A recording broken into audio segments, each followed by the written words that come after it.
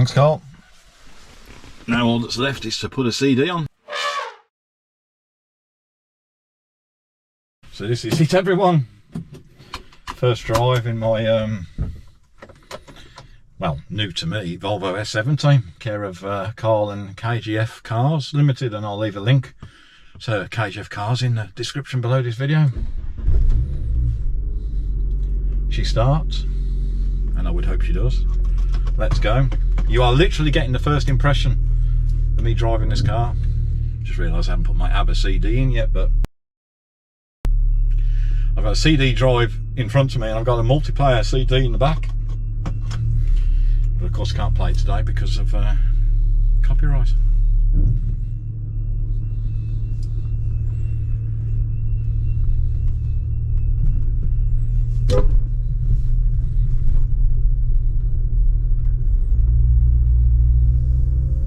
Wow.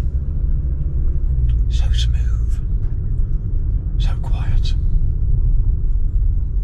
This could be a good test already because, unsurprisingly, because we're in the UK, there's a number of bumps. So yes, this is the Volvo S70, everyone, and there's going to be quite a lot of content about this car because although some people might argue this is relatively modern, some people might even argue it's relatively boring because it's not, like I discussed in the reveal video, it's not an estate, which would have been either an 850 or the V70 to match this S70. It's not an estate. And it's not a T5R or R. It's not even the 20 valve. But it's still a 2.5 litre 5-cylinder engine. And it's super smooth. But I am going to have to fill up the fuel first.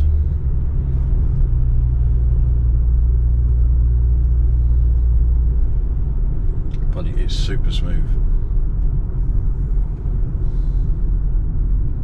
Which is kind of what I was expecting.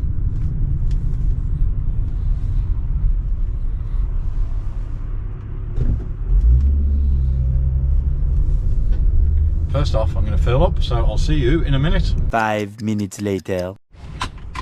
Right. That's filled up the car. I'd help if I've got the keys. Not the car. Let's call her by the proper name. This is Project Wilhelmina. If you watch a reveal video, you'll know that. There's a handy little holder for the fuel cap as well. Happy days. Right. Let's get going. You'll probably hear the sat nav because, well, I'm wanting some help to go the route that I did when I come to view this car because it was a lovely route back to Derbyshire and I want to try and replicate the same route. Why wouldn't you? There is a bit of traffic at the minute though to get out of the petrol station, so that's not so clever. I have to go left and then go right. Oh well.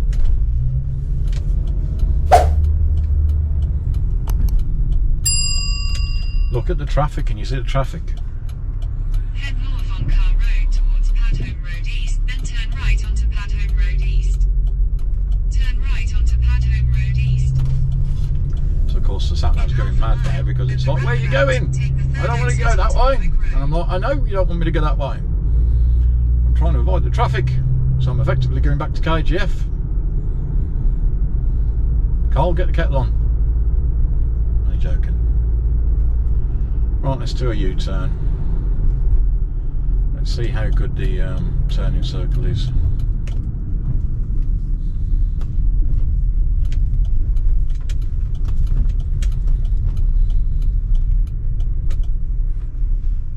So hopefully I've already said this on the reveal video, everyone, but I wanted something that was comfy and smooth. And I think Wilhelmina's going to give me that. I probably also said on the reveal video that the elephant in the room is I already have a comfy and smooth car in the form of Project Reggie, the Rover 75. However, in 200 yards, turn left onto Car Road. I went turn left in 200 yards. However, I saw this and basically it was the condition, the history, the whole story behind this car that sold it to me, as much as the car itself. But of course the car itself is in beautiful condition, to be honest. There's barely a mark on it, and what marks there are I will have shown you on the reveal video. I can't show you today because I'm driving and I'm happy. Apart from the traffic, I want to get out onto the open road and to test the performance of a 2.5 10 valve. No, only joking. I'm going to cruise along at a gentle pace. It's currently set into economy mode, the gearbox. There is also a sport mode where it can at least pretend to be a T5R, and there's winter mode, which, if the recent history of the UK weather is anything to go by, that button will probably never be pressed. I've just had a KGF van flashing me. They've recognised their own car. So first impressions then, now that I'm finally moving in Wilhelmina. I'm having problems saying the name. Why have I come up with a name, Wilhelmina, if I'm finding it hard to say it? Project Wilhelmina. Continue on A1139 for 6 miles. What's my first impressions? Well, hopefully is what I was expecting. Quiet, smooth,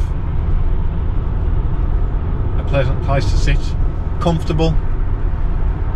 I know I'll have said this on the reveal video, but Saabs and Volvos always were renowned for having very comfortable seats. Very comfortable seats. And of course, although this car is, now let me do the maths, nearly 27 years old, it's certainly 26 and a half years old. 26 and a half year old Volvo, but a Volvo that's only done 33,000 miles means that the seats are, well, I bet you they're pretty much as new. They're as comfortable as I would expect them to be if they were new, and they look pretty much new. There is the slightest marking, or should I say a slight mark on the passenger seat, but nothing exciting. This is lovely. Might test me heated, I'll test my heated seat out.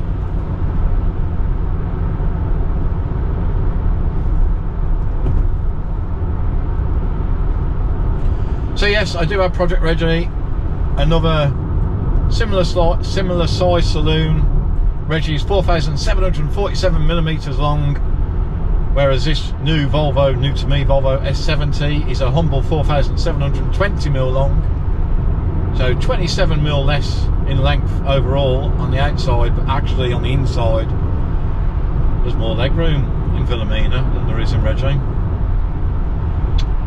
And I have admitted on video before, everyone, that I love Reggie to bits, and I have no intention of selling him, even though there was a period of time where I thought I was. That wasn't a joke on that video. I was seriously considering selling him, but neither Fran or myself can now bring ourselves to do that. But I have always said on video that Reggie's engine and gearbox isn't the one that I would have chosen if I'd have had the choice at the time. It's just that the car's condition, I just felt like it needed to be purchased, so and I'm happy with it. But I wouldn't have chose the 1.8k series with a manual gearbox. I would have probably have gone for at least a 2 litre KV6 or the 2.5k V6 mated to an automatic gearbox, because in my opinion, it's just my opinion, so I'm going to tell you, small cars, there's going to be a sense of irony here, of course. Where's my hypocrite cap when I need it? Small cars should be manuals. Maybe sporty cars like the Clio should be manual, and larger cars, larger vehicles should be automatic. Let me know in the comments if you agree. My bum's getting warm, so the heated seat is working. Thank you, Carl, for selling me a car where everything works. I wouldn't have expected anything less from KGF Cars, to be fair. The heated seat works.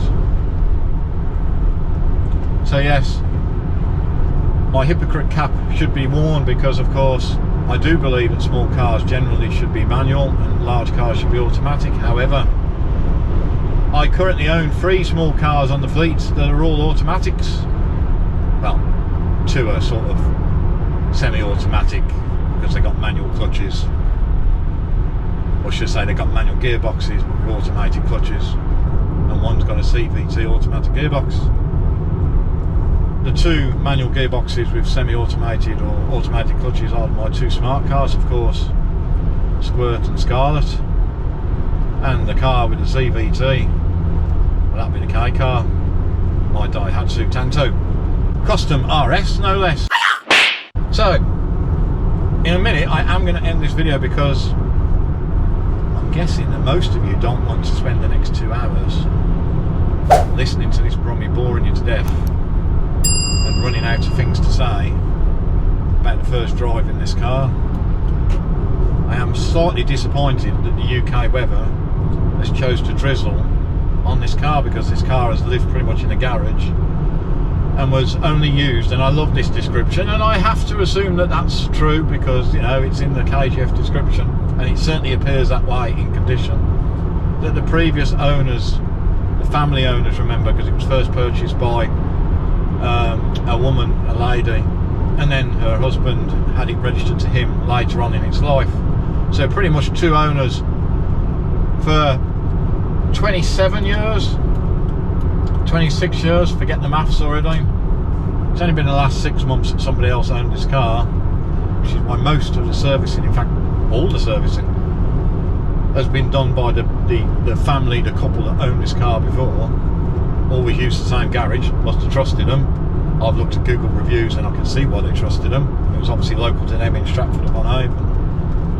I believe this car was used for what they call for best, and I think Fran and I and the kids that are no longer kids because they're kind of all grown up, will probably use Philomena for best too. I'm going to leave it there. You know, everyone, I'll be glad when the car is safely at home. I'll be glad when I find that it does fit in the garage, because the measurements are a bit tight. I'll probably mention that in the reveal video too. Stick with us. In a quarter of a mile, at Fletton Parkway interchange, take the third exit onto the A1 slip road to Stamford, Chesterton. I'm going to turn for Stamford, the A1. So yeah, hope you enjoyed the first drive video, everyone. If you did, hit the thumbs up button, because it really does help build the channel, and I do appreciate it. And if you're not subscribed, there'll be a link somewhere over here in a few moments, after a bit of music and maybe some pictures of the car.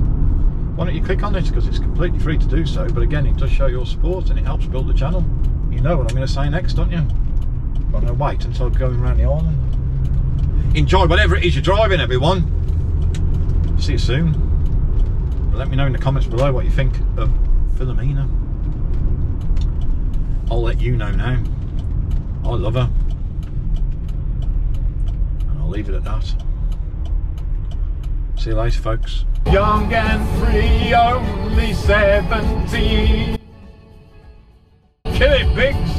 You can dance. Sweden, you brought us ABBA and Volvo, and I love you for it. Hashtag biased. Hashtag don't care. Haha. Just remember that every time I'm turning the head unit on and off, the aerial's going up and down in it, because it's all powered. Or in my words, just another thing to go wrong, but it's working at the moment.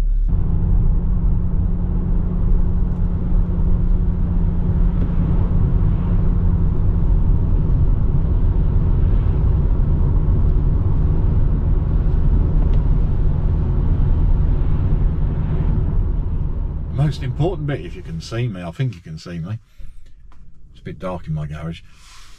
Philomena fits in the garage, and I wasn't convinced she was going to, but she does. I think we've got about that much to spare, but you know, every little helps. And with the Biggsy's retirement home for cars, as long as it fits, I'm having it. I'm home. See you on the next one.